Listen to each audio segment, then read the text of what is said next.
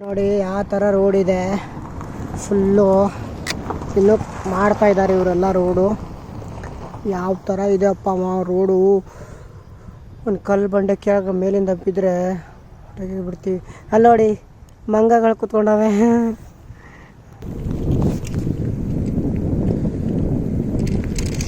ಏನಪ್ಪ ಈ ರೋಡು ಗುರು. ಓ ಅಪ್ಪ ಏನಪ್ಪ ಅಯ್ಯೋ.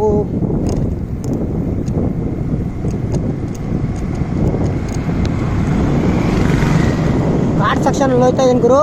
ಘಾಟ್ ಸೆಕ್ಷನಲ್ಲಿ ನೋಡ್ರು. ಜೈ ಶ್ರೀರಾಮ್, ಜೈ ಜೈ ಶ್ರೀರಾಮ್. ನೋಡ್ಬೋದು.